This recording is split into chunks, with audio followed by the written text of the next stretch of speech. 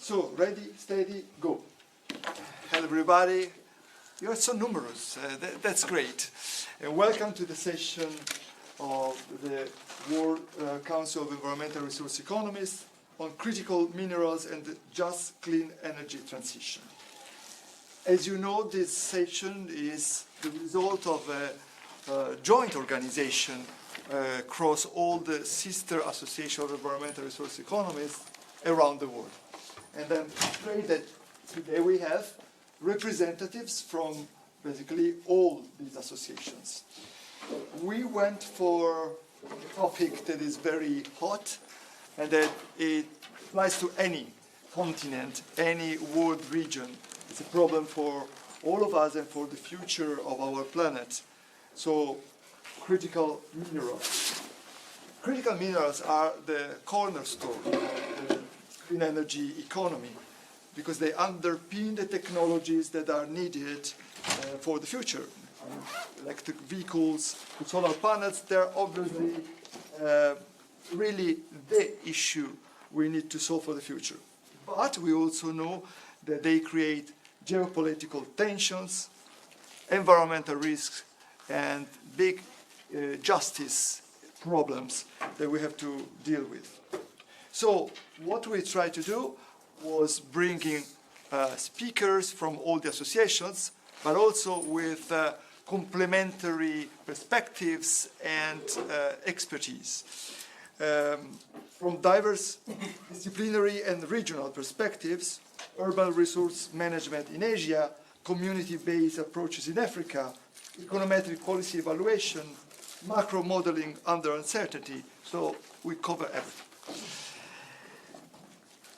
There are many questions that we want to ask, but just to have a guideline to the session, the very ultimate question we want to ask is how we can ensure that critical minerals do not deepen the inequalities that we experience today, because I think there are enough the inequalities we have, and so we don't want this to be enhanced by the use of critical raw materials.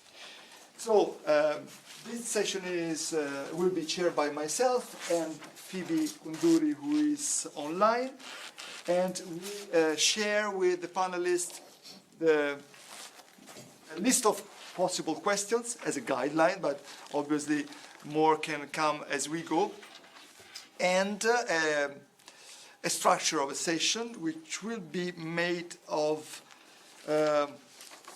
interventions, let's say 8 to 10 minutes, if possible. So this was the idea, so that we can have enough time for Q&A. And I would start with our first panelist who is online. Let me turn. Is Shun Managi from the Kyushu University. Shun is a distinguished professor of technology and policy and director of the Urban Institute at the Kyushu University in Japan. His research covers urbanization, energy, climate change, and sustainability. He is a lead author of the IPCC and received fellowships from Helmholtz Association and the Chinese Senior Fellowship. He has been and he is involved in many journals, including Economics, authored 12 books and over 140 academic papers. And his recent work explores how technology and natural resource management shape sustainable development. He's also the editor of the Routledge Handbook of Environmental Economics in Asia, among the many things that Shun does. So, Phoebe, I will go first with a question and then we alternate. Is that okay with you? Or do you want to start with a question and propose other questions? No, I think we should give the first questions. You can give the first question and let our speakers, say their Okay, opinion. so I go first with Shun, and the questions I propose is how can the clean energy transition be managed to avoid further depletion of natural capital? And what role do critical materials play in aligning resource use with long-term ecological sustainability? As I usually say, I ask simple questions that, in 2-3 minutes. No, I'm joking. So, Shun, the floor is yours, and 8 to 10 minutes over to you. Thank you. I'm going to share the screen now. You see a screen? Yes, we can. Right. We can see.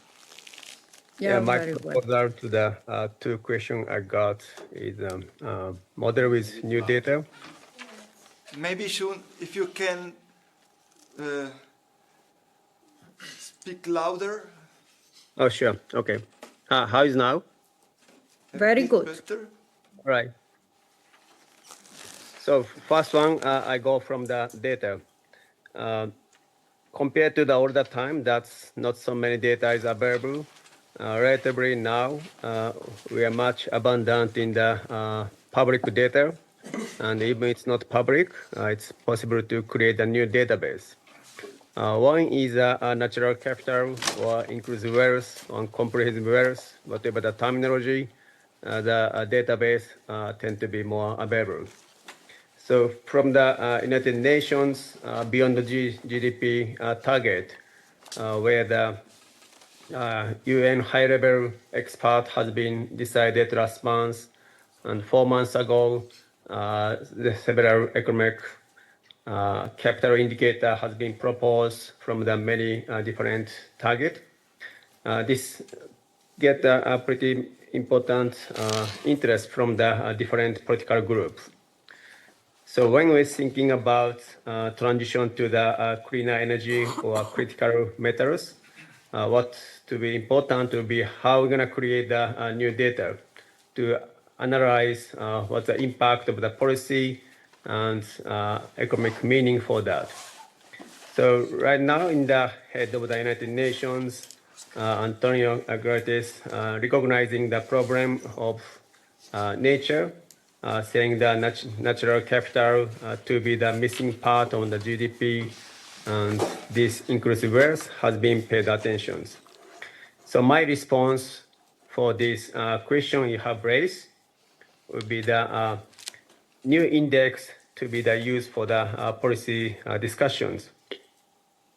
So including this natural capital as part of the inclusive wealth, where the other capital would be human capital and physical capital.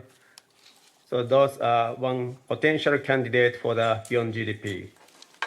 And another candidate, which was discussed in the United Nations report, was well-being. This is kind of ad hoc, but now most usable candidate to be the subjective well-being or subjective happiness database. So in this natural capital or inclusive wealth, the leading expert on this area will be the Pattanayak or Ken Arrow. So those people has been developing the theory initially. Then now it's getting to the more numerical exercise. And shadow price can capture the critical side of the critical minerals, even though it's not much yet included, but still many of the mineral database has been part of the natural capitals. So once these indicator has been used to understand the impact of the policy or impact of the industry activity to the outcome, we can still utilize how to make the good transition from the non-renewable to the renewable energy side. This is one. And my second response for the question for the how the critical material play analysis in the long ecological sustainability will be the 3 points. First will be the supply chain analytics using the life cycle analysis. This is more engineering based, but without understanding these kind of analytics, we don't know what's going on unless the, for example, new tariff policy change and the business change later time.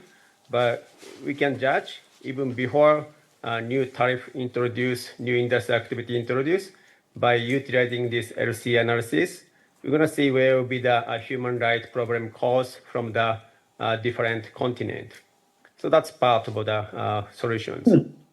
Second and third will be the more economic theory oriented. Optimality under the material balance has been often discussed, and our theory has been showing that how material balance to be used to understand the natural capital, so that not reducing the natural capital to be the key component in the material balance by thinking about the critical materials. Third one will be the backstop technology from the technological choice analysis for the optimal control. So main message from this backstop technology is by thinking about more subsidy to the research and development or R&D, it's going to be a better impact to reduce the dependence for the critical materials under the ecological sustainability. And another implication from this theory is we are not necessary to pick up the best selective technological R&D. Instead, steady state flat idea for the subsidy to the R&D will be not so bad.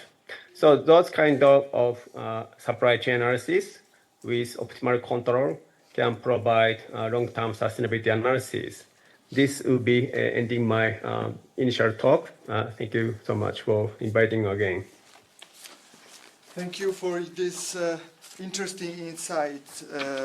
Very good start of the session, I can say. Phoebe, over to you.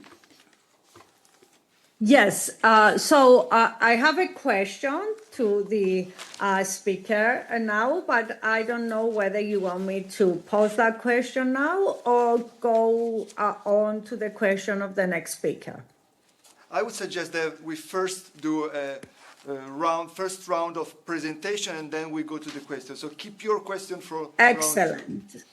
Excellent. So this question goes to Shabbir, Ahmad. Let me just say that I am really happy that this session is going forward because it shows that the problems that our association, our scientific community solves are global problems, and we have the capacity and the ecosystem to work globally together to provide solution pathways for them. This is crucial, and I'm also proud that the European Association is leading this initiative that tries to work and interact and create true collaborative projects with our sister associations in the US, Latin America, Africa, and Asia.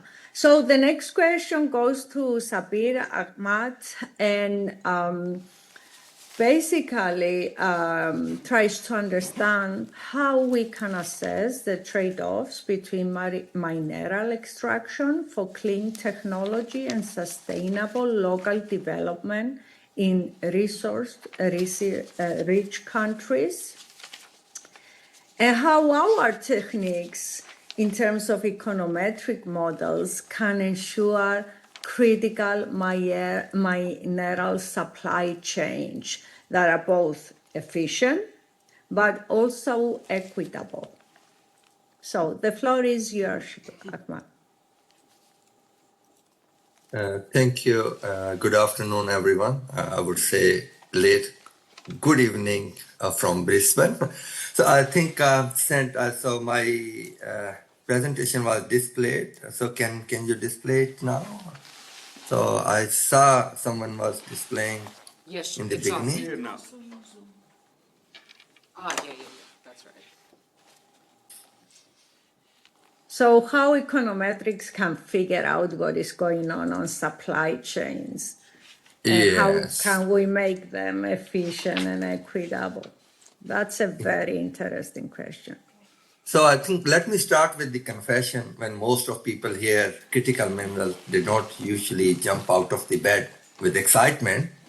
But if you ever have used a smartphone, have taken a flight, are plugged in an electric car, you are already part of this history.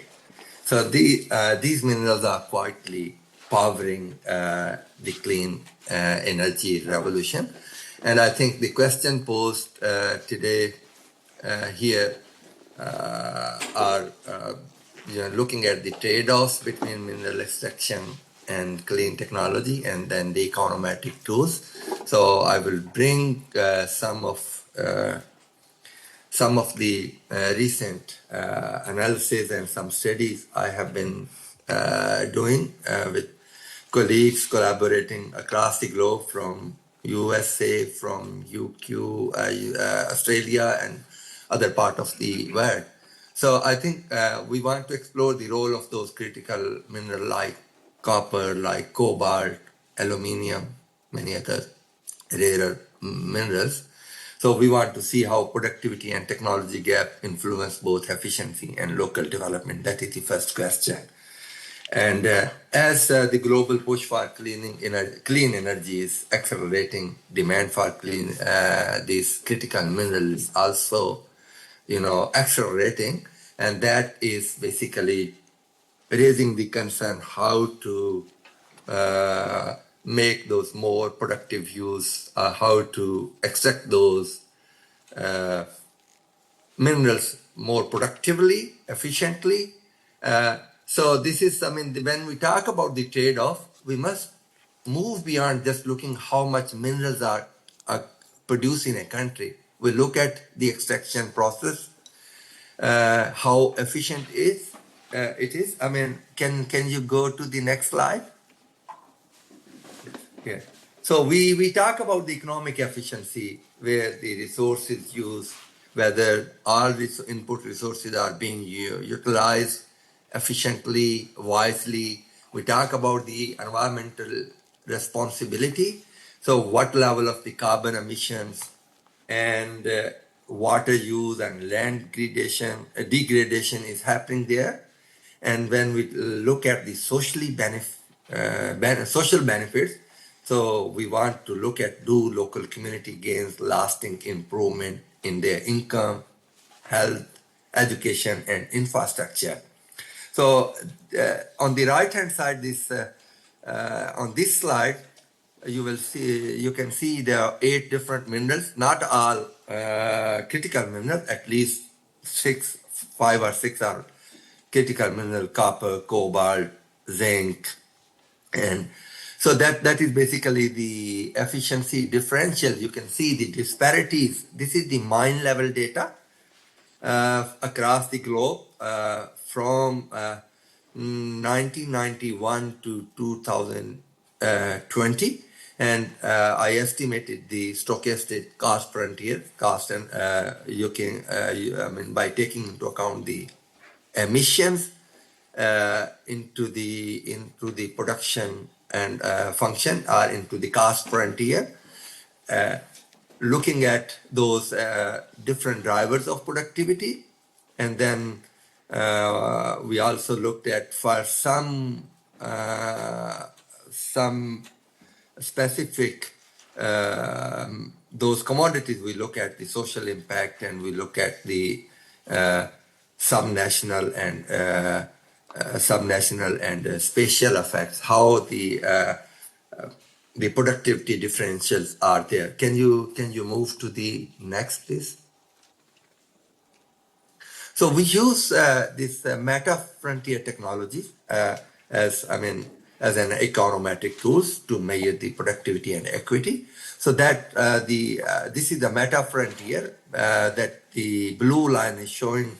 You combine all the mines, you estimate the productivity or the frontier, and construct a frontier that blue line is showing.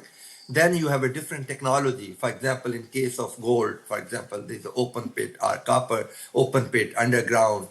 In case of aluminium smelting, they are using different sources of energy, nuclear versus renewable versus gas versus coal. So they are using different technologies. So these meta frontier that allows you to measure the not only the environmental efficiency, but also compare the different technologies, and that will basically measure the gap between the productivity, and that would provide you the insight how to move closer to frontier, whether it is the technology, whether there are other factors that are impeding the productivity of a mine, of a particular sector. So this is how basically we look at those, we apply those econometric models. This let us assess not just how minerals produce, but how cleanly and how equitably they do it. As I mentioned, we can incorporate those carbon emissions into the production frontier or cost frontier as an undesirable output. Can you move to the next slide, please? Here is one of the case study from the aluminium. This paper is under review. And that is basically, we use the global aluminium smelter. There are 371, with the data we use from 1991 to 2020. And we had, as I mentioned, so these smelters are using 4 different such energy sources: renewable energy, gas, coal, and the renewable makes hydro and other, and then we have the nuclear as well. So everyone knows the aluminium is one of the major contributor, making 3% of global industrial CO2 emission, over 1 billion CO2 per year. But what we have found here, the coal-based smelter, especially in China, are both highly polluting and less efficient in contrast to those powered by hydro and nuclear energy. They perform better both in terms of environment and as well as the productivity. So our meta-frontier analysis shows that the best performing smelters are both low emitting and closer to the global frontier. And this tells us cleaner is not just better for planet, it's better for the productivity as well. And but there are some outdated technologies and the lack of investment, which are keeping many smelters stuck behind the curve. So technology gap is just not a technical issue; it is a policy and financing issue too. Please, can you move to next, please? Coming to the second part of the question, linking supply chains with the subnational development. So, I mean, this is again, I think you can move the next, you can skip it. This is just the technology difference for the aluminium. So, yes, please. So, we want to see where do the benefit goes. So, many of these most productive mining operations, they are located in region where low human development indexes, poor health infrastructure, and limited access to education. So the disconnect is what we call value leakage, when wealth is extracted but not retained locally. So this is happening in many countries, whether it is African countries, it in South Asian countries, or anywhere in the world. So we want, by combining this mining productivity data with subnational social indicator and the applying those spatial analysis can identify exactly where these gaps are largest, and that would provide many policy insights. And there are places where the policy investment, like co-investment in local infrastructure or revenue sharing schemes, are environmental, social, and governance-based, what we call ESG-based procurement standard, they can do best. Next, please. So what are the key takeaways, basically? So there are many issues with the data still. So I think getting the better data, collection of the better data at mine level, and incorporating all those environmental and socio-economic indicators into the analysis, that would provide a better picture. Then improved governance, what we call the mandate of CO2 disclosure, enforcing ESG standard and target investment lagging in the lagging region, that would help to improve not only governance but reap more benefits. Then smart private sector incentive, building procurement scorecard that include carbon adjusted productivity and social impact, that would help in order to realize the more benefits. So there is a stronger international support required, like multilateral can fund technology updates in the developing countries where the underperforming supply nodes are. And actually, what we need to think, we need to treat mineral supply chain not just as a technical challenge, but it is a development challenge. So next, please, the question, if you are welcome for the question. So what we have done here, we have applied those econometric tools to measure the productivity and to look at those socio-economic impact. So yes, you are welcome to any question. Thank you so much. Thank you. Thank you. Very interesting points, particularly this frontier analysis that you carry on, even from a visual point of view, help us understanding the gaps that needs to be filled. I will now move to the next speaker, Subhrendu Pattanayak. Subhrendu from Duke University. He is Oak Professor of Environmental and Energy Policy. His research is on how environmental policies affect health, development, and energy use in low-income tropical countries. Focuses on forest economic ecosystem services, household energy transition, environmental health. He has been a consultant for many institutions around the world, including governments in India, Indonesia, Mexico, Nepal, and Ethiopia. And in terms of methodologies, Subhrendu uses systematic reviews, quasi-experimental analysis, and policy modeling.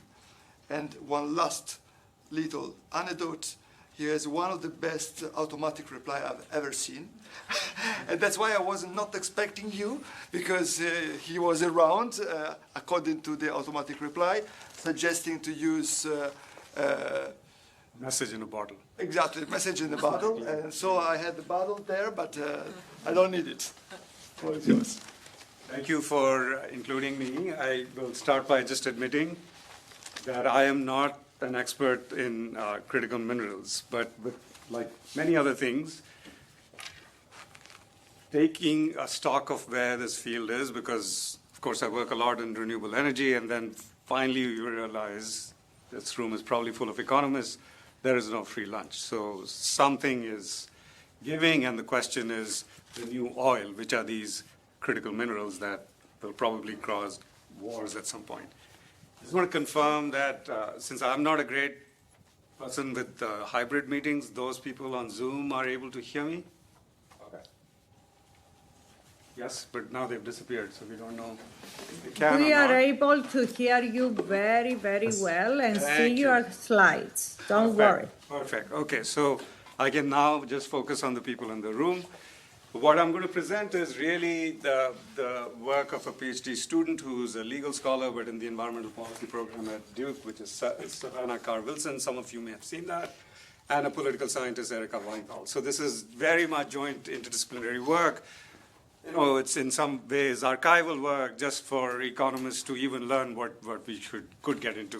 You saw some evidence of the discussion of ESG from Shabbir and in the initial talk. Okay. So, okay, now, maybe this is not moving. It was, but now it stopped. Should I try again? Where is the guy in? There we go. Yeah. But will you have to do that every time? Let's see. Let's see. Yeah, okay, Ah, okay. Am I pointing in the right place? You moved it before. Point it here. Okay. Should I just stand here?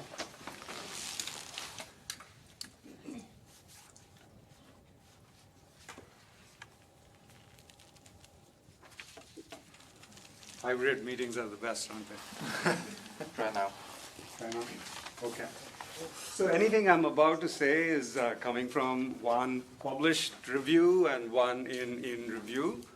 And so anything, all the credit for anything I'm about to say goes to Savannah, and all the blame is on me for not conveying the main message clearly, okay? So I have about 6 minutes. We've lost some time to IT. If you've seen anything that I've done, it starts with a systematic review. There's probably other people who believe don't read other papers, just go and do your work, and then you won't be hamstrung by the creativity aspect. But in this case, say we look at the economic, social, and governance risks of critical minerals. Yeah, ESG is a big term. This is not really my field, as I say. In the environmental policy, environmental law, environmental justice literature, this is the term that's used. ESG, risks and opportunities. When we screen for that, as usual, there are some inclusion criteria. In 6 minutes, I can't really work through that. You start with a very large data set. As is often the case with these Prisma diagrams, you end up with about 69 cases.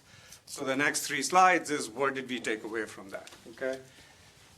For example, only 2 out of the 50 critical minerals have any kind of serious research on it, okay? Lithium and cobalt.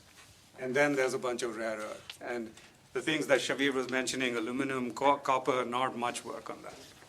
So for example, water depletion associated with lithium is been identified as a big problem. Air pollution from cobalt, but not much more than that, right? That we know much about. We sort of anecdotally have a sense that there are other kinds of problems, but these are the 2 that sort of people have studied over the time. Again, if you look at the social aspects, clearly the kinds of mining that happens out there without any safeguards and the health issues are big, and especially with cobalt because it's in DRC. There's a lot of chaos going on in DRC, so like the last thing they're worrying about is keeping their workers safe. And of course, child labor is, this is basically a Congo effect in many ways. Yeah. And people don't like that. So in Papua New Guinea and Canada, and so the main governance issues is protests. Okay. So this kind of private contracting you'll see is not necessarily a solution to that. Most of the papers in this field, if you look at it, is talking about a problem, that there are risks. Very few are talking about what we should do about that. So when we look at just the opportunities, you see a much smaller subset. Most of us think about revenue sharing and what the government is going to make and how it's going to distribute it. But really what's been proposed and actually on the ground, not hypothetically, but what is being negotiated in many minds across the world, is these kinds of benefit sharing agreements, and they have different kinds of names. The most common one is impact benefit agreements, which to someone who does causal impact analysis is far from what they do, but in theory, that's where they want to get to. What kind of impacts do you have? Okay, and then of course, everybody wants jobs, and so that's also something that's an opportunity to deal with this critical mineral problem, yeah? So naturally, after we sort of had done this a year ago, then the question was, what can we find out about these impact benefit agreements? So this is not, and so that was the second paper. But just to recap what we learned from the first one, 2 minerals have some study, and just a few countries. What about the other 48? Very little. What about the other countries? Very little, okay? And so let's look at, for example, how one could deal with this problem, with these impact benefit agreements. What does that look like? Here's an example. So before Trump buys Greenland, Greenland was actually negotiating and getting this company to work with the communities to have one of these impact benefit agreements. Okay? So in some ways, it's a legal agreement that the mining company is negotiating with the local community. And the whole word phraseology around FPIC, free and prior informed consent, is a very central part of this. So economists, of course, we are obsessed with efficiency. Some of us worry about equity. Most of us think about equity from a distributional perspective, but this is more procedural equity. Like, did you participate in the process of this agreement, okay? So once you have one of these, in theory, you can share benefits, you can mitigate impacts, and you're getting a social license, okay? So we look for every publicly available IBA. Savannah has legal training, so she can read 50-page documents and not like the rest of us just collapse, right? She actually works through that. Yeah? So we start with, so here's a process about how we get there. I'm looking at Simone, who's looking at me, and I'm running out of time. But effectively, we come out with 29 agreements that we can code up in some ways, okay? So those are what are publicly available. Pretty soon we'll share it once this paper gets through. And you see there's already a little bit of a mismatch of where these IBAs are and where the mining is happening, right? So there's, those of you who worry about selection bias, this is writ large across this, what is happening here. Yeah. If you go into those agreements, there seems to be two kinds of deals. One is on what are they going to do to make the community happy. Most of them are on direct payments. Okay, so some of you work on payments for ecosystem services. This is basically a bribe. Of course, there's focus on employment. Then there's something on trainings. Local businesses get contracts. Like sometimes you go to these places and this is locally sourced material, et cetera, so please eat this hamburger rather than that stuff from McDonald's because this is. And then there are some other benefits. There are also some agreements that, elements of the agreements that focus on mitigating the adverse effects of the mining process. That is more cultural. And of course, we tend to think about the environmental, what kinds of fixes might you have there, okay? The other thing we've done, and then I'll stop, is this is now the economists entering, so now I'm thinking of the economic governance line and trying to code up these agreements into whether they are private contracts between the company and the community. Okay? And you tend to find those in the US, in Chile, and in Ghana, no surprise, these are countries with. And then there are others which is quasi-public. And quasi-public has all kinds of, sorry, this is the worst image, and I've been trying to clean it up for the last week, but as he said, I was traveling, and students are elsewhere. So these are between the state government and is involved, or the local government, or some sort of community government, and like the councils of the First Nations in Canada. These are different kinds of agreements. So that is where we are going. That's the best we've sort of reached at this point. Out of the 29 agreements, very few are private. Most of them are some form of quasi-public, which if you are in the Sam Bowles world, you'll realize you're somewhere in here in this synergy simplex. It's not simply markets, which is prices or compensation, and government, which is regulation, but civil society, bringing up issues about altruism, fairness, etc. That's sort of central to that. With that, I will stop. Hopefully I did it all in, and I'll be happy to take questions. Thanks a lot. Again, an interesting perspective, and especially the part on the opportunities, because we generally focus on the risks. I think myself, at least, as a non-expert, and the fact that there are opportunities to be stressed, and understanding which are the opportunities is pretty important. Absolutely, the combination of exact identification and measurement of risk and opportunities is what will allow the efficient transformation of companies, of national policies in order to use this sustainability transition in a way that really enhances social welfare. So can I introduce the next Yes, speaker, please, it's your turn. Simone? Thank Go you, ahead. dear. So Edwin Muchapondwa, and I'm sure I'm not pronouncing the surname correctly, but we are really honored to have you here from the University of Cape Town, professor in economics and senior fellow at the Environmental Policy Research Unit there.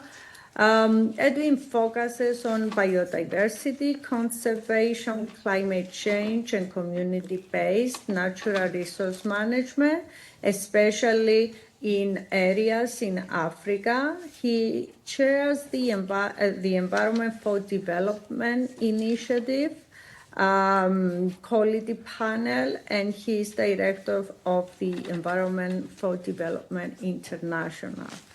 He has acted as a regular advisor to UNEP, the Environmental Program, and the Africa Development Bank, and served in leadership roles across environmental economic networks in Africa. His work emphasizes people-centered conservation and the economic value of nature at local level and also global, I would say, having read some of his very exciting articles in ecological economics and world development. And he's advocating for inclusive policies that align environmental protection and social equity, which is basically what all of us should be doing. So, Edwin, how can community-based resource management be adapted to guaranteeing fair and inclusive critical mineral governance, and what safeguards are needed to prevent green extractivism from repeating past harms to biodiversity and livelihoods? So how can we use our mineral resources in a way that is welfare enhancing and equity enhancing? Thank you for being with us. The floor is yours. Yes, thank you so much, Phoebe, for that. So let me try to answer this question in about 3 slides. So the first thing, of course, to note is we are all sort of agreed that critical minerals are essential as we move forward to low carbon transition. But there are some similarities with the work that we have done, particularly for wildlife conservation on the African continent and elsewhere. We see that there are some negative things with this progressive thing. So in particular, when you extract critical minerals, you will often have environmental degradation. There is a social displacement. There may be limited local benefits, which is what we also saw with the creation of protected areas in the biodiversity area. So the risk here with this rush towards critical minerals is that we might start repeating the old injustices that we saw when protected areas were created. And now communities will be moved to pave way for the extraction of critical minerals and give them that kind of harm. So from the work that we have done with wildlife conservation, where there was community-based natural resource management rolled out, where in some cases there was devolution of rights to own and to manage wildlife and to benefit from it. So 3 critical things, we can take from there. So whenever the rights were secure, we saw that there was a stronger stewardship. And when communities were included and there was inclusive governance, there was less conflict, which allowed conservation to continue without issues. Where there was benefit sharing, there was better local development, and communities were supportive of conservation. So, and I think we can take some lessons from community-based natural resource management to critical minerals. So in particular, thinking about what secure rights, what inclusive governance, and what benefit sharing might do to the development of critical minerals. So when I think about the current gaps that we see in how critical minerals are being exploited, so deals are often struck without community input. So the communities are alienated from the processes. And customary land rights are not recognized. And in many cases, some of these critical minerals, they are actually found on areas that could be considered customary land or a communal land. So communities are allowed to use these pieces of land. But the moment there are minerals, then the government turns and says, well, you actually don't have the right for the mineral. And the right for the mineral supersedes the right for any other use. And communities are disenfranchised. They are alienated from the land that they have been on and that they have been using. So environmental safeguards are also weakly enforced and therefore injuring the health and welfare of the communities. And of course, in particular, so we have heard about the need for consultation, the need for consent, but local voices are actually being sidelined. So what I consider is 3 safeguards that can prevent this movement from green extractivism so that we have green inclusion. There must be legal recognition of community land and mineral rights for the communities. And there must also be a transparent and participatory licensing. Benefit sharing is also very important. It must be tied to local development. So I think with these kinds of things, we will have the kind of justice and the kind of inclusion we are looking for, and which is in many ways being satisfied in some community-based natural resource management schemes. So then the last thing is to just say what I think should happen for research and for policy. So on the research front, so interdisciplinary impact assessments are necessary because in many cases, there are assessments that are happening, but they do not pick the injuries that the local communities are getting because their scope is narrow. So we need to go for interdisciplinary impact assessments. And our role also as economists, we must not only focus on the macro models, we need to go to micro models. We need models that also account for the distributional impacts.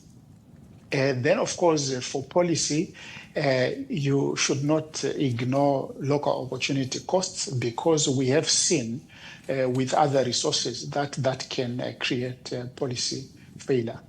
And local value chains and skills development. So those are some of the things that the policy must prioritize.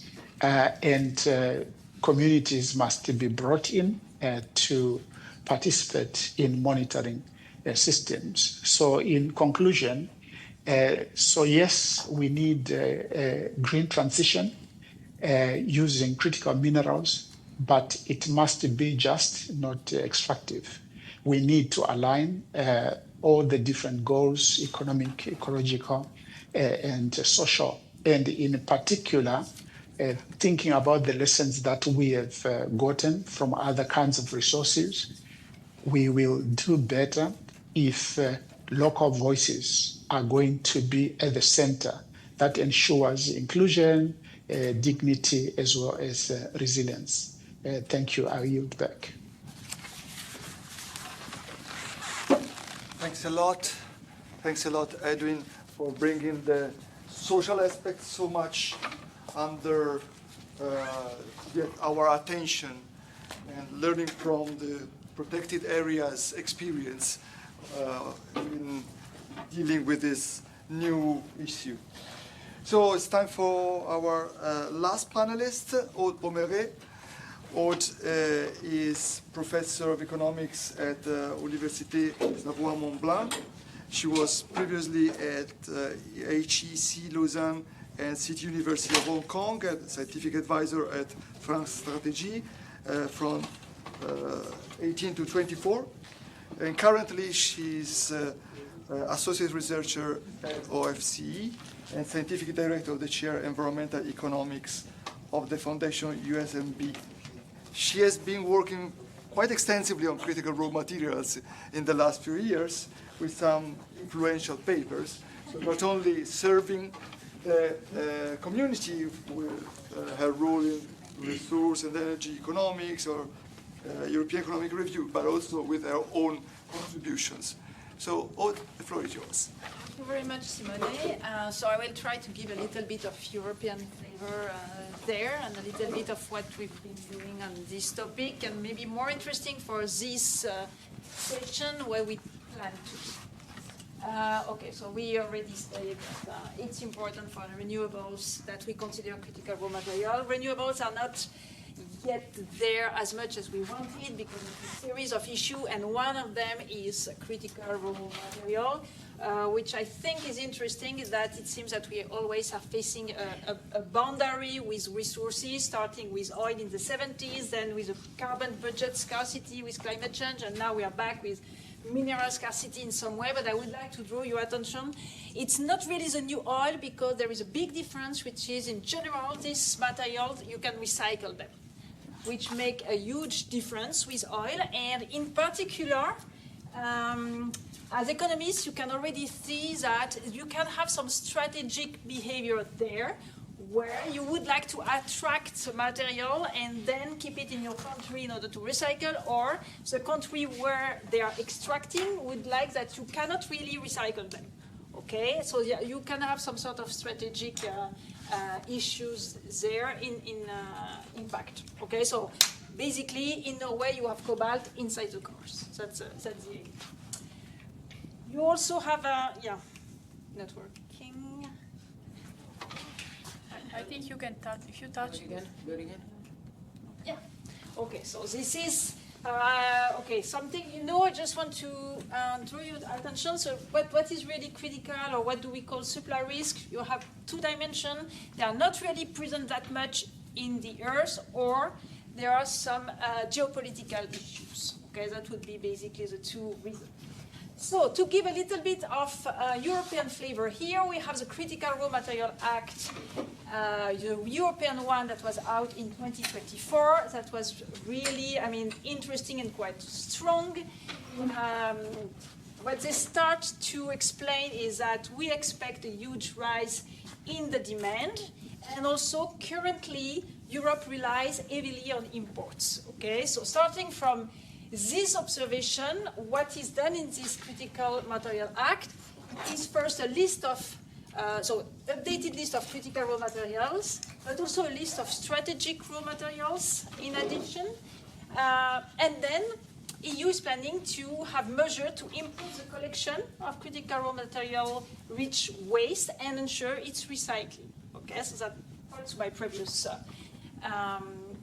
previous sentence. And in particular, we have explicit target. So at least 10% of the EU's annual consumption for extraction, at least, so that's a EU benchmark. 40% of the EU annual consumption for processing should happen in the EU. 25% of the EU annual consumption for recycling, and no more than 65% of the EU's annual consumption from a single third country. Okay, so these are quite strict objective, and here is what is planned. So that's super recent. That was in Le Monde in March 25. where they plan to have mines in Europe. Okay, so 46 or 47 projects, and they also plan to have a lot shorter time before you can open mines, like 27 months. Okay, which anyway I think is a bit ridiculous seen from France, because I think the time then for people to accept that you actually open the mine is going to be a lot more than 27. Okay, and here is where I shall come back to that later. In fact, the fair aspect in Europe, I think, is going to appear a lot in the way people are going to actually accept that there is a mine. Okay, you don't only have this European Critical Material Act, or it already appears in the IEA report in 2021.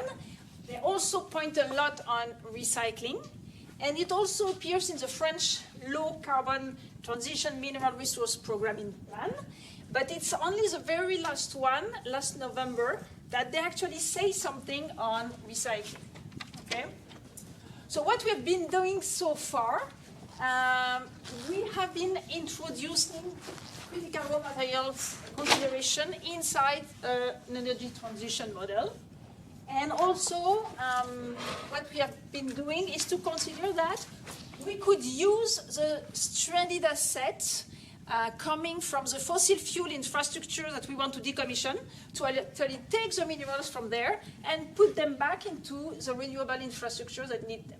Okay, so that's the existing paper, and we have some work in progress. So I have a quite big project which is called so that's sous-sol in French, the French project, like subsoil or mines maybe directly, and we aim at trying to have a tutelary or shadow value for minerals. And the idea is that it should include the value of biodiversity or of destroying environment in some way. And in France, I will maybe come back to that later, we have an objective which is zero net artificialization that could actually serve as an objective to try to retrieve a shadow price for that.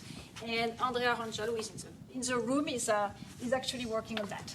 Another one is the value of sovereignty, because all the rationale for Europe asking for opening new mines, doing a lot of recycling, not importing that much, is that it's very important that we actually have these minerals to do the transition in Europe, meaning there is this idea of value of sovereignty. Okay? The fact that, and again, in front of all these objectives that Europe has, like for instance having 30% of consumption of lithium coming from Europe, you can put a shadow price in front of that. Okay, so you tell me, Simone, when I have to stop, but I have to couple of slides on the existing models. Maybe it's interesting because it's the same framework we use for the two papers. So we have a very stylized dynamic deterministic model of the choice of the electricity mix, fossil and renewable, to generate the energy transition. And we try to make it the simplest possible with fossil energy, coal, let's say, abundant but emitting CO2, renewable energy, let's say solar, that is clean, and we assume they are available at zero variable cost. You can put a small cost, doesn't change the story. Coal-fired power plants already exist. We don't have a capacity constraint, but we may want to decommission them, okay? But on the contrary, the renewable capacity, okay, with the backups, is small, so we need to do investment, and to do this investment, we need these critical materials. That's the story. And we have a carbon budget that should not be exceeded, and it's consumed when you burn fossil. What we get is that, of course, minerals that are embedded in the green capital, in my renewable infrastructure, they affect a lot the energy transition. If you forget about them, you're going to miss. You're going to fail your energy transition. Okay, so this is what we show. And it also affects, by the way, your level of optimal carbon tax to manage to do the transition. And we do have recycling in the model. It improves welfare. And it also changes all the timing of your energy transition. The second paper, so in this case, we have that a carbon price is generating stranded assets, okay, because of this carbon price, you want to stop using your fossil infrastructure, go for renewables. However, they are not completely stranded because once you decommission, you get a stock of scrap, and this stock of scrap, you can actually use it to build your infrastructure and generate renewable electricity. So from a modeling point of view, what is nice is that now your rate at which you decommission your brown capital is a control variable. You decide how much you want to decommission, and you have two reasons to do that, not only because you want to go clean, but also because you want to get the minerals from inside to build your infrastructure. Okay, so what we say to make it quick is that then they are not that stranded, these assets, and it can help to actually accept the energy transition. Okay, because one of the reasons why people don't like this policy-oriented, transition-oriented policies is that they actually strand their assets.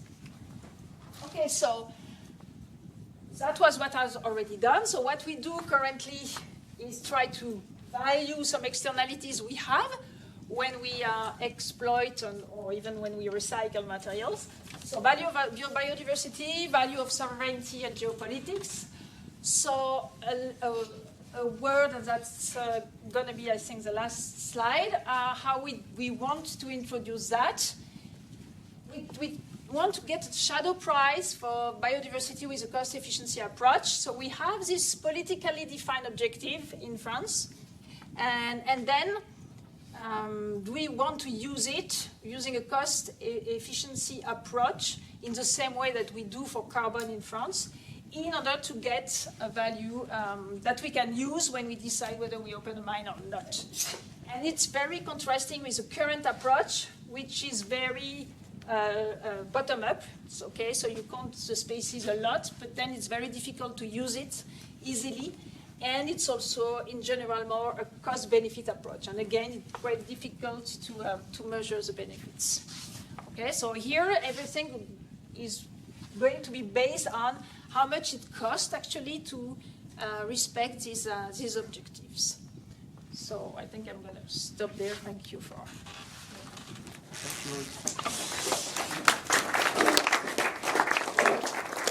Okay. Yeah.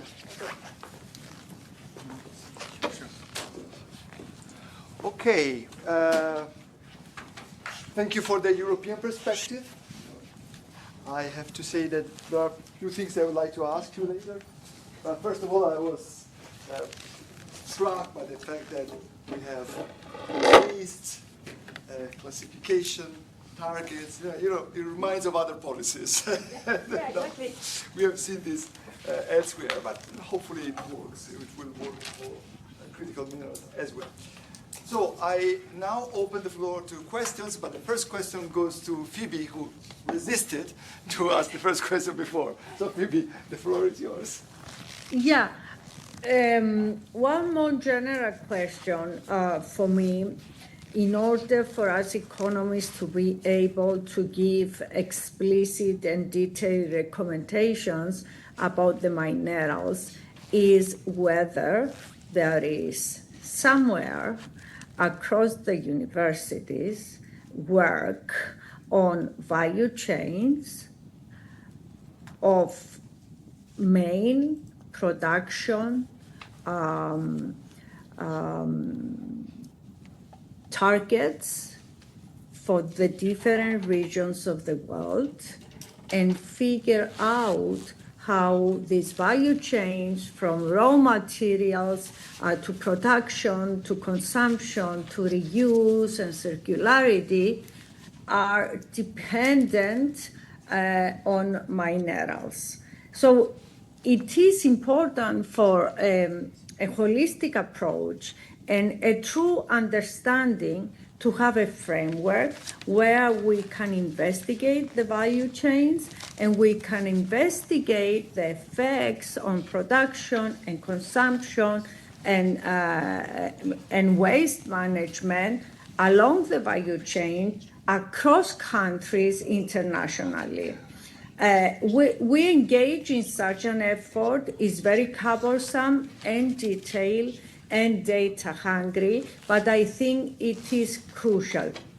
And then, on top of this layer of understanding the current value chain, given our production targets and consumption targets and climate targets and biodiversity targets, what is the dynamic optimal mixture that will get us to move from where we are today to the full sustainability implementation?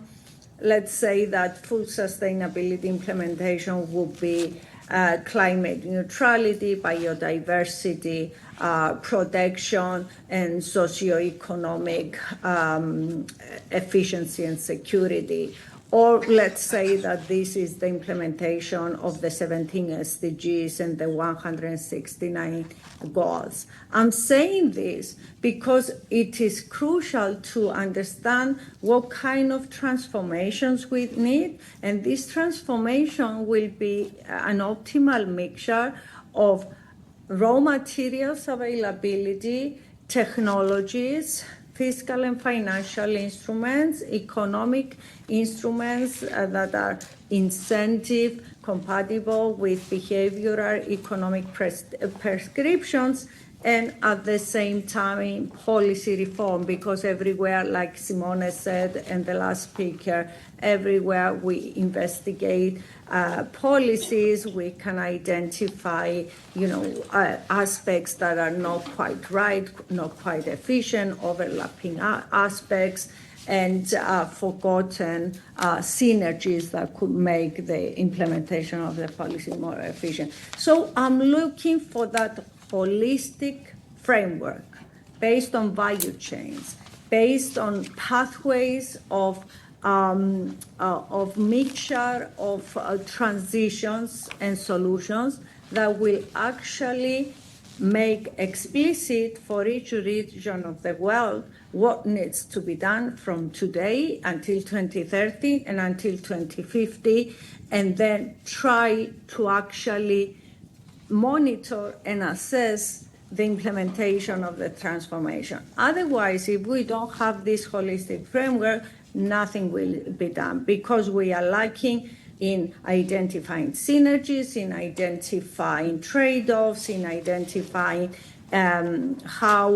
which are the technologies we need that need to be invested, how we are going to find the financing for this, and where are the skills in the labor market to support this, and what is the most efficient policy. So is somebody working on such a holistic framework? Sort of no, but I won't be so direct, so I don't know if I can try to start with an answer. So first, so in the big PEPR Susol project, there are geologists that are considering the value chain and trying to do projection for the future demand for each of these critical materials, for instance. So that's my first answer. Second one is that we have also, again, related to the value chain, all this work with a network modeling approach that has been done on carbon, that I think could be used as a start. Of course, there are differences, it needs to be fine-tuned, but I think we don't start from scratch. And that would be my answer on supply chain. And the one on planetary boundaries, basically, because this is what you were saying, that we have to take all the planetary boundaries to try to have a good answer. I think this is super difficult, so I think we join, and we are at the start of it. So we can start seeing work where we have climate change and biodiversity. So I think there is a couple of models trying to do that. And we are trying to progress in this direction, but I think it's relatively new. And by the way, from a policy perspective, I don't understand why we do have COP for biodiversity and COP for climate change that are in general completely happening at different times and different places in the world. And I think that should be also something that is not directly academics, but that should be also address. I think we're going there, but that's very challenging, and I mean, very happy if we can tackle supply chain, critical material, and all the planetary boundary, but I think, we make small progress.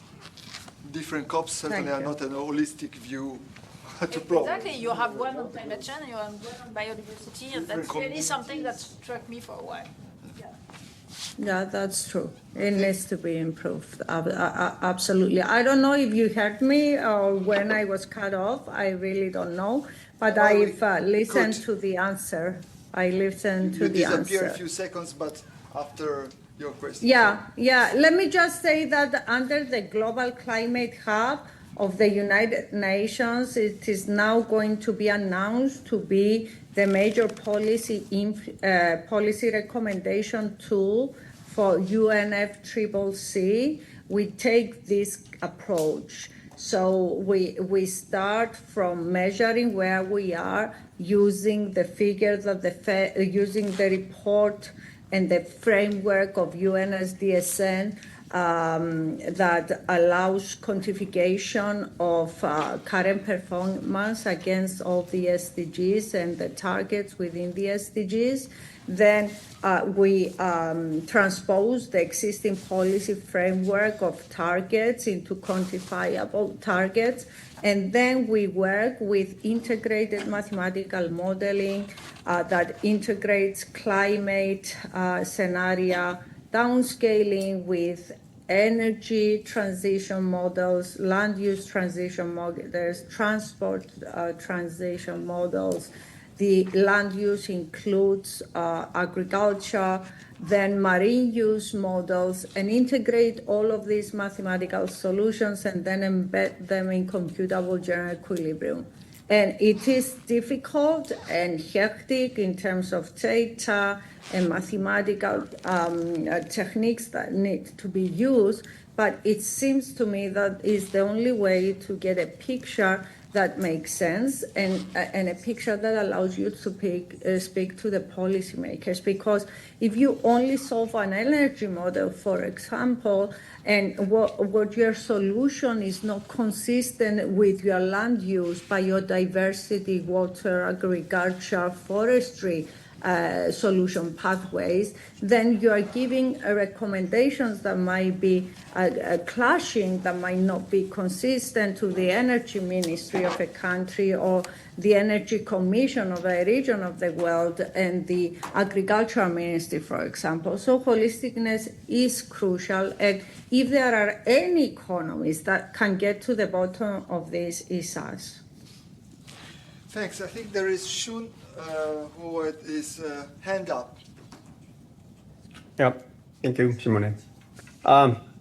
I think the main point will be the availability for the good data as well as theory. For the data side, as I mentioned, the natural capital for the UN, they are quite a good database for the human right and local job creation, air pollution, and others. At least we have, for example, more than 3,000 indicators to capture many types of the indicator, including the biodiversity, including the private policy right and others. So those will be useful to understand what will be the supply chain impact or life cycle assessment impact, or we can say scope 1, 2, 3. So at least data is there, so we can understand what is going to be the implication.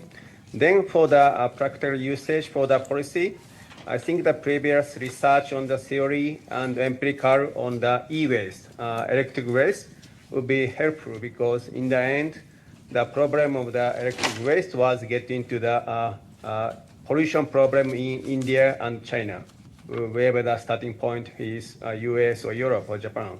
So then the conclusion was whether we're going to block by our own country, or we're going to save those two countries by putting more effort toward that. So those kind of experience from the both empirical and the theory would be useful to understand those ESG type analysis. Thank you. Thank you, Shun. Shabbir, can you hold on just a second? I see you have a hand up, but I would like to involve the audience here because I don't know if you can see the room, but the room is full. and I'd like to listen to their voices and see if there are questions from the audience. And I see 1, 2, 3. I will collect the first 3. Yes, go ahead. Yes, I have a really basic question. It seems like the starting point of the discussion is that demand or the need for these critical minerals is given. I wonder if there's any research or discussion around identifying particular minerals that have such high costs for extraction and end of life that perhaps the recommendation would be incentives for research to shift technologies to use less of that critical mineral or shift energy use so that we need less storage. Like, do we ever reach the point where the costs of a given critical mineral are so high that we think about the managing the demand side for it as opposed to managing the supply, which seems to be what we're focused on here? I mean, part of it is how you value the cost, right? If you take these externalities seriously, then if it's put into the price, then it's a different calculation altogether. That's part of what people are showing, that that's why this ESG business has become so compelling in this field, right? That including the governance cost, right? The fact that people are so upset about it. Yeah, but I think it's a very interesting point because, in fact, you have two things. You have exactly the issue of the externality that are concerned, but critical materials are critical, exactly, even if you don't think about the externalities, because that was my graph where you have geopolitical risk and you don't have that much in the ground. Right. And in fact, when they became critical enough from a market point of view, things happen. So this is how you have the sodium battery appearing because we were not sure about cobalt. And for that, I don't think we need to do that much. I mean, you need to have a policy when you have a market failure. And so regarding, when we think about the externalities, then we have to do some policies. But for the rest, I mean, I think the market does it quite well, like they did for cobalt and going for sodium. I mean, when they observe we have an issue with cobalt not enough, we have to do something else, and then they actually do. So, and I think there is sometimes maybe a mix between the two. In France, we have some lobbying of some industries that said to government, be careful, we should do something because these are critical. And I don't think that's the reason why we should do something. And but that's an interesting issue. Also, huge effort for R&D from the government for using less lithium and cobalt, and many engineering, also the joint work with a private company. They develop a lot, even the less gold, less diamond. So all those kind of material engineering will be the kind of target for thinking about those future demand. Thanks. Yes, and if I may, I totally agree with what has been heard. We now know which of the critical minerals are the most expensive ones, and we also know which of these are more critical than others in terms of an existing backstop mineral or technology that can replace them in the medium and long run future. So R&D and focus of R&D, strategic focus of R&D is hugely important. And here the geopolitical comes in. There are different countries that have different capacities in terms of different minerals, so there is strategic behavior there. And there is also different technological advancement capacity at different countries. So the clever policy should identify which are those expensive critical minerals where we have, let's say, as Europeans, a competitive advantage with regards to technological advancements, because if you focus on R&D that is competing with China in an area that China already has advanced the research, the R&D, then you're probably going to not win the race. But there are other areas where Europe has a competitive advantage, and we should focus on those areas that can advance the technologies that can support the replacement or the different use of critical minerals that are extremely expensive because of various reasons. There are various reasons that put the critical minerals into the expensive part. And in that part, and I'm finishing with that, we economists should play a more vivid role with regards to adding to the cost of these minerals, to the actual shadow price, the externality that they are creating in their extraction or in their use, which is not done at the moment. I go back to the audience. I take the two questions that were in the line, and then I will go back to Shabbir. Please. All right, thank you. So I have a simple question, but it's based on a scenario that I'll be faced with next week. So I've arranged meetings with policymakers in a country that has EV ambitions. So basically, what they hope to do is to leverage on their supplies of minerals. So they invite miners into the country to extract minerals and then process them in the country and then build batteries and then build cars. So what they have done now is basically roll the red carpets for the miners, and the miners basically have a free hand in extracting all the minerals, and they are more or less destroying a lot of forests and natural environment. So academics have told them about it, activists, civil societies have told them about it, but the government is choosing to ignore them. So my question is, in this meeting, what are the points that I can raise to them without them shutting the door on me? At least keep the conversation going. Because these policymakers, they know about the damages. They are just ignoring it because they have this grander ambition of growing the economy. Wow, that's an interesting, difficult one. If I had the answer, I could answer more. But, Michael. Yeah, if you can recycle a lot of the raw materials, you get into the situation that actually your production will go up until probably the middle of the century, but then start declining again because you don't need so much more primary production. And has anyone thought about what this means economically? Because I think it's a quite unique situation. And I mean, you will have likely stranded assets in the future, and you might have the risk of attracting myopic firms. I've never seen any work on this. If anybody can point me out anything, I'd be very grateful. I think there is a couple of very recent paper by Benteng Ju, for instance, that is, I think, we're looking at this from a strategic point of view. Sorry, he's been waiting, so Shabbir? Yes, I can go to Shabbir. I don't know if, Shabbir, do you want to intervene on these questions or also add to the question that you wanted probably to address before? No, I think it was just related to this holistic approach, and then I can partially answer the previous question of the caste one. I think so. Most of the discussion was there. What I just want to highlight, I think, yes, the holistic approach. Yeah, that is ideal. But so unfortunately, what we do, we have a disciplinary fragmentation. We work in the silos, particularly economists and other.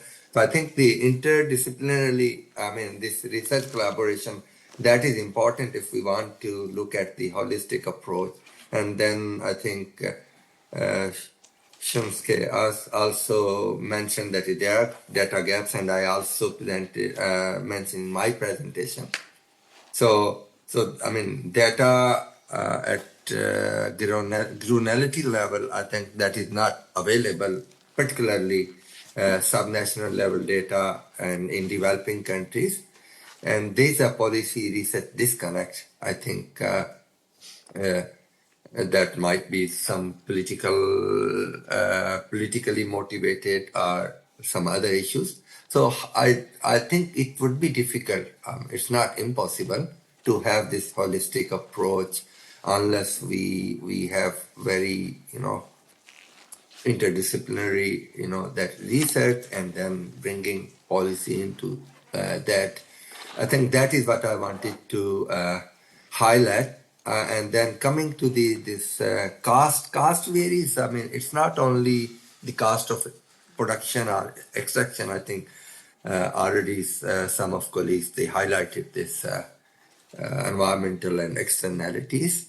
But I think that is depending on the demand and depending on the use and the quality of ore and geographical conditions. These all are the different issues which basically that drive the cost. And for example, rare earth minerals versus other cobalt. So I think these are all the factors we need to incorporate while we are talking about this, whether it is economic analysis, social analysis. So this is what I wanted to add. So I think you can answer the question about recycling the... Well, that's all what I had to say. I reacted super quickly. So this is a really practical problem, right? In 2 weeks, he's going to have a chance to use a little bit of economics. So from our review, as we pointed out, there's too many people just saying there's a problem, which I think most people understand, and those of us who are more in the policy schools and working, there are also a list of opportunities. Of course, in the world of strongmen ruling and making a mess of the world, it's very hard to say, oh, we shouldn't worry about this because I don't know this fictitious country or this country has one of these characters or it's actually a more reasonable government. In which case, if you focus on the opportunities, for sure, these kinds of sharing agreements have existed for a long time, right? Like Erin and I did a study like 2005. That government wasn't particularly benevolent, but depending on your political economy model, it's sometimes easier to strike a contract than to bully your way through the system, right? So it's really a lot about framing how this is an opportunity to have some kind of a benefit sharing agreement where people will be happy and you only have to, there's always some margin of negotiation, right?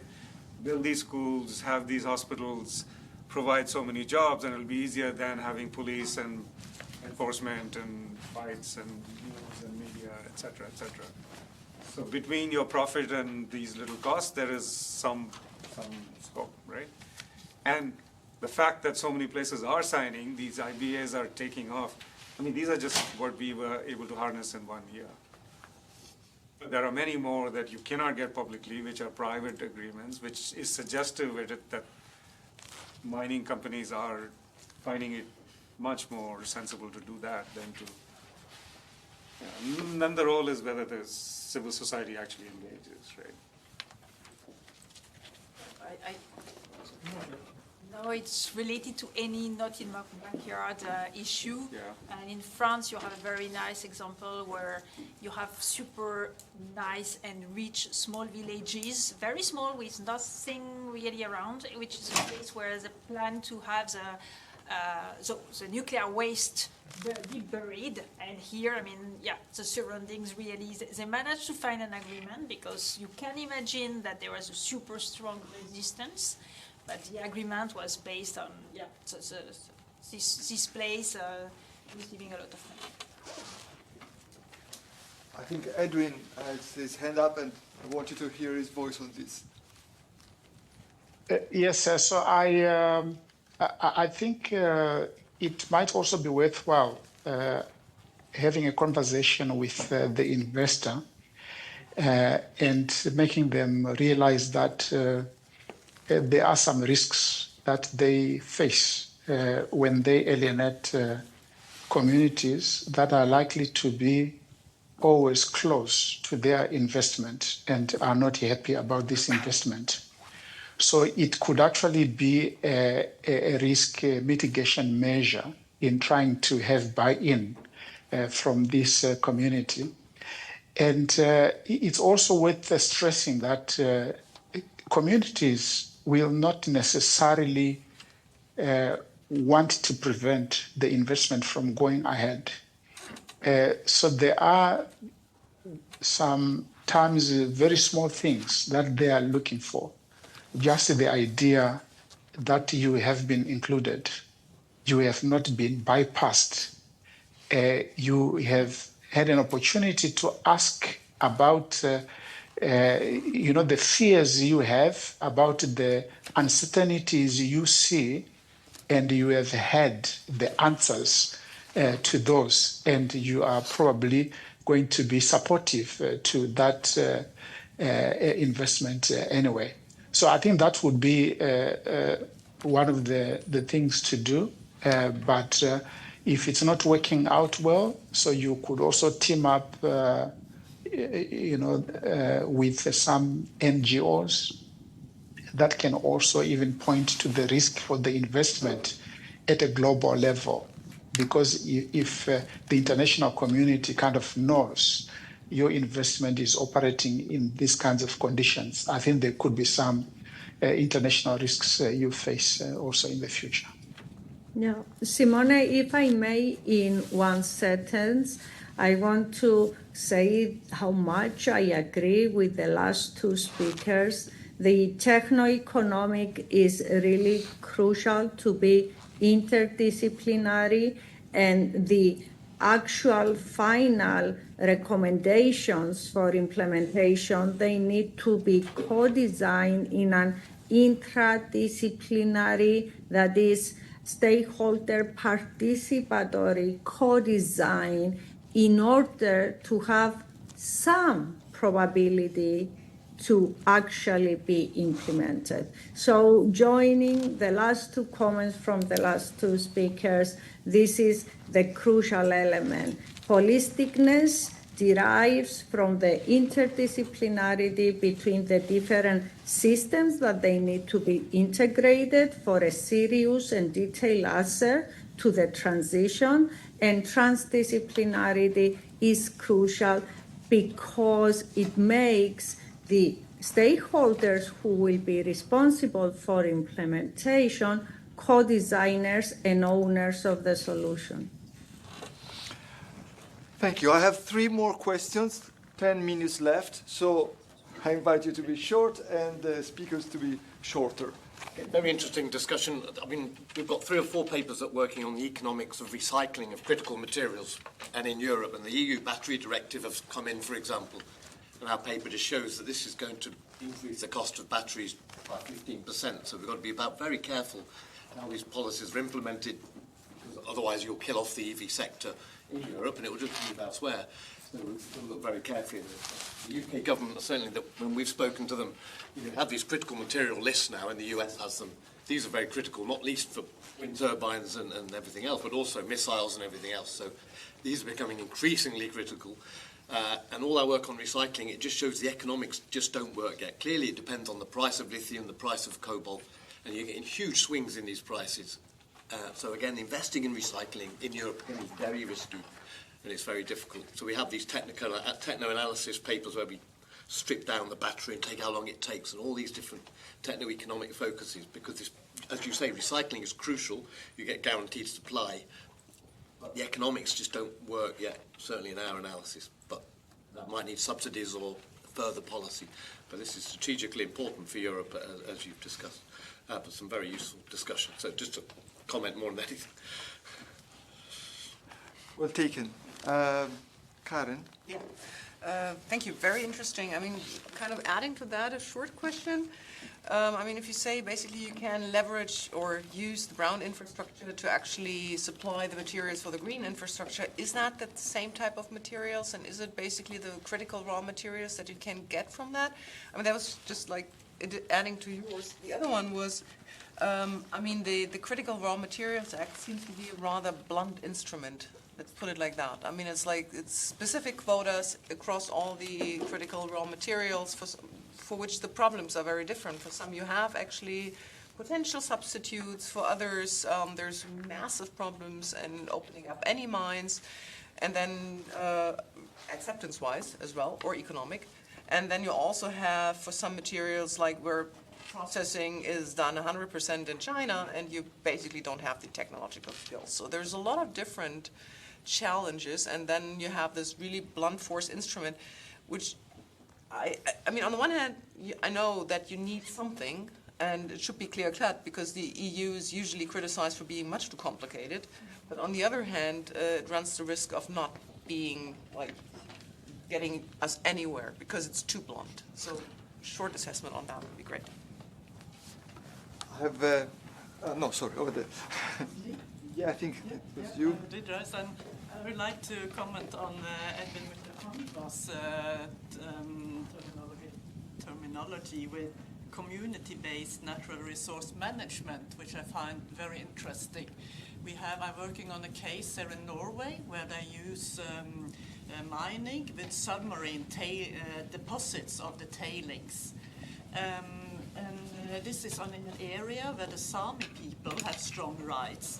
So due to these, there have been very large demonstrations against this, the concessions the mining companies have got. Because they have not included, well, they have tried, but not reached an agreement with the Sami people. This civil society and the Samis were then demonstrating over a very long period of time. And it was so long and so insistent that the main buyer of the copper, this is a copper mine, finally withdraw from this was the largest buyer. And now the company can't run, it must extend or postpone its opening.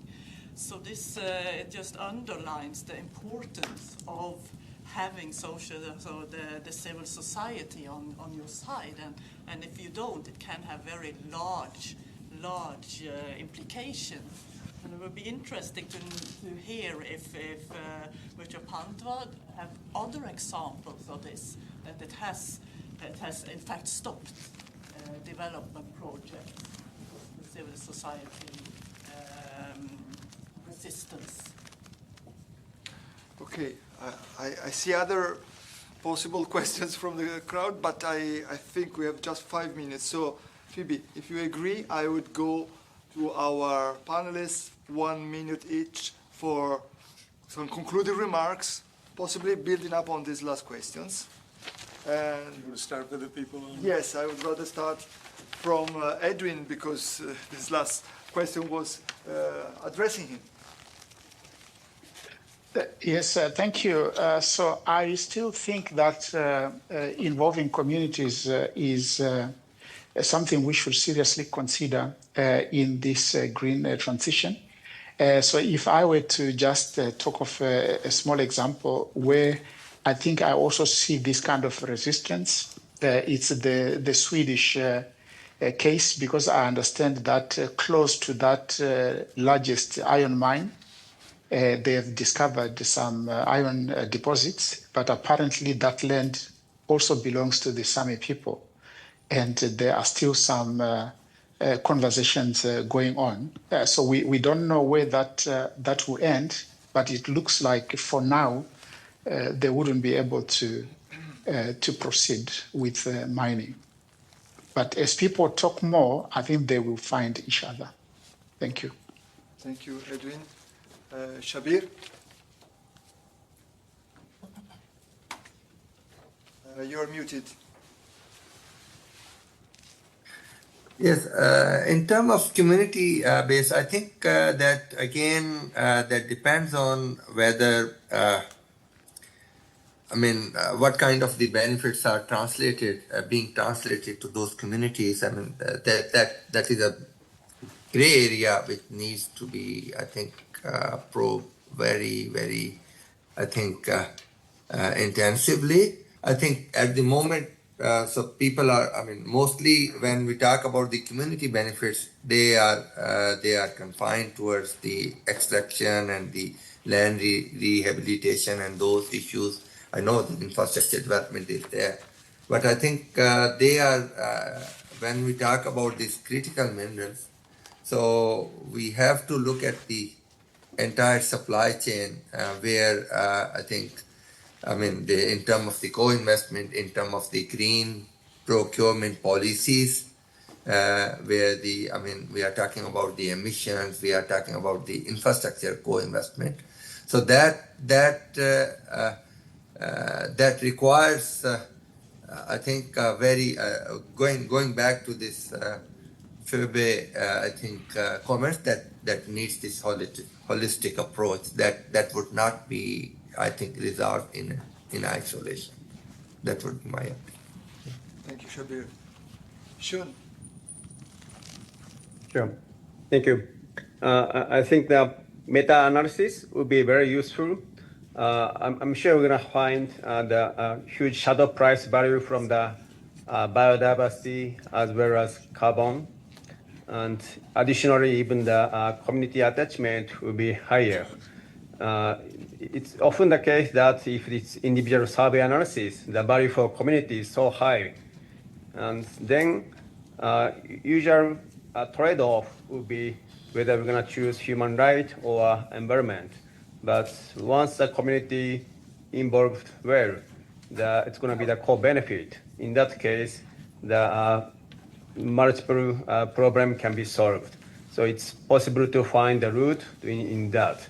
Or even some trade-off exists. At least, reducing the total risk will be possible. And then identify those particular risks. The help from the engineering and the ecologists will be the great help to identify too many different multiple risks. Thank you. Thank you, Shun. Aude? Okay. So first, I will quickly answer your questions. First one, you're completely right. In fact, the paper is based on an engineer paper that looks at what is coming out of the fossil infrastructure and what we need for the new one. And not all qualifies as critical because there is a lot of steel involved, but still we have copper that could make the job, basically. Regarding the instrument, you were referring to the model and what we have in the model, or? No, the general assessment, basically, of the Critical Raw Materials Act. Yeah. It actually could do its job. Yeah, but I think, so in my model, there is basically no market failure, so we don't really have an instrument for critical raw material. We just see how it changes the picture when we have them. And then I think it depends on which, you're completely right, we should look at what is the issue with each type of critical material, and then that would be an objective, and that would be a policy that is adapted. So for instance, if we have an informational issue regarding, for instance, geopolitical situation, then there should be something, policy-related done. If we have some pollution issues that are driving some acceptability risks, it should be also adapted, and maybe also we're thinking there is something related to building social capital as well that could be done. So, but I think each of them basically has a different issue, different market failure related. So that should be a corresponding policy. And the word to conclude, and coming back to a previous question regarding the demand, I think also that economists have not considered so much the issue like sufficiency, but I think they are entering the room right now.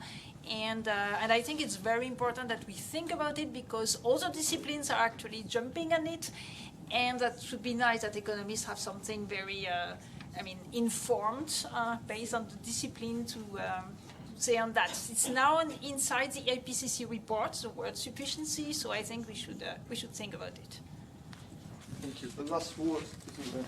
Thank you. So 3 quick comments. One, in response to your broad, I think decentralized management of natural resources, infrastructure, is a very broad field which we can draw from, right? Not just for parks in Africa, but forests, for example. And there's tons and tons of literature which should be relevant to mining as well, and so one can tap that. The second is, I think some of the thinking right now, I agree with what said, is we need to bring our discipline of economics, but we have to balance the sort of normative comments with what is the more positive approach. There are these agreements that are being signed, and they're catching fire, and they're going without any economic thinking and analytics, and so we have to work with on the fly, right? We can't say, let us figure out the bigger picture. And then lastly, as I said, I'm a relative newcomer, just taking stock of what I'm reading. Several of you have mentioned different papers. It's an asymmetric situation. At least you saw my name. I don't really know exactly who you are. If there are papers and things you want to send and share, please reach out. I don't know to what extent you will help collate, but at least my name is on the program. So, for example, all welcome. Thanks. Thank you, everybody. And on this note, I think we should close because there is another session coming. And I'd like to thank all the speakers. I'd like to thank Phoebe, Shabbir, Edwin, Shunsuke. Thanks you all again, and thank you to the audience. Thank you very much. Thank you. Thank you.